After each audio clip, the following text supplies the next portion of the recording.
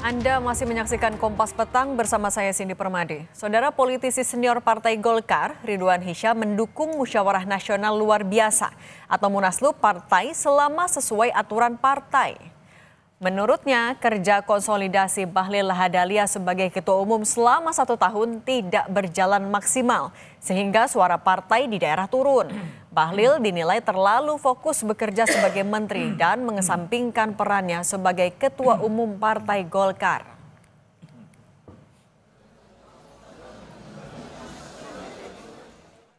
Ditanya, apakah bisa munaslup? Bisa, sangat bisa munaslup. Nah, apa indikasinya? Ya indikasinya setelah 1 tahun periodisasi ketua umum ini, konsolidasi organisasi tidak berjalan dengan mulus, tidak tuntas. Karena di desa, para kader-kader teritorial desa mengeluh sekarang. Saya tanya, kenapa? Ya suara kita turun, Pak. Apalagi opini di pusat seperti ini. Tidak selesai-selesai kita, Pak. Ketua umum lebih banyak bertugas sebagai pembantu presiden. Nah, sekali-sekali ngurusi partai. Apalagi pengurus DPP yang lainnya tidak tahu kemana. Nah, ini ada masalah kan artinya kan. Istana ikut merespons soal isu Munaslup Golkar. Menteri Sekretaris Negara Prasetyo Hadi meminta isu ini tak dikaitkan dengan istana. Prasetyo bilang istana tidak mengetahui urusan internal partai politik. Pemerintahan Prabowo kini fokus pada program Presiden Prabowo, bukan urusan partai politik. Tolong jangan segala sesuatu tuh misalnya dikaitkan dengan istana ya. Bahwa Partai Golkar adalah salah satu partai koalisi utama dari pemerintah, iya.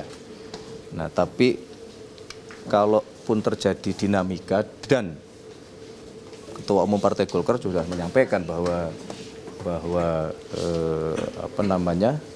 isu tersebut juga tidak benar gitu. Nah, sehingga kalau pendapat kami dari pemerintah, marilah yang segala sesuatu itu jangan semua dikait-kaitkan dengan istana gitu. Pengamat politik sekaligus Direktur Eksekutif Trias Politika Strategis Agung Baskoro bilang kursi Ketua Umum Golkar akan terus panas. Agung menilai sebagai partai besar tanpa pemilik saham tunggal wajar jika kursi Ketua Umum Golkar selalu panas. Menurut Agung, Ketua Umum Partai Golkar harus memastikan secara internal konsolidasi lintas faksi terus berjalan. Tak hanya itu, komunikasi Golkar dengan istana juga dinilai penting untuk pastikan terus berjalan baik. Tetaplah Golkar, partai besar yang punya pengaruh. Wajar jika kursi ketum selalu panas, menimbang tidak ada pemilik saham tunggal di partai berlambang beringin ini. Yang jelas, tugas seorang ketum tidak mudah. Pertama, secara internal memastikan konsolidasi elit lintas faksi terjadi. Kedua, secara eksternal memastikan komunikasi dengan istana Hambalang dalam konteks ini berjalan dengan baik, memastikan dukungan solid penuh terhadap pemerintahan. Menteri Agraria dan Tata Ruang yang juga Ketua Bidang Keagamaan dan Kerohanian Partai Golkar, Nusron Wahid, tak mau ambil pusing soal isu musyawarah nasional luar biasa Golkar. Nusron mengaku tak pernah membicarakan hal itu dengan pihak istana ataupun kader internal Partai Golkar. Soal isu Munaslup Golkar, Gus, kan udah saya jawab.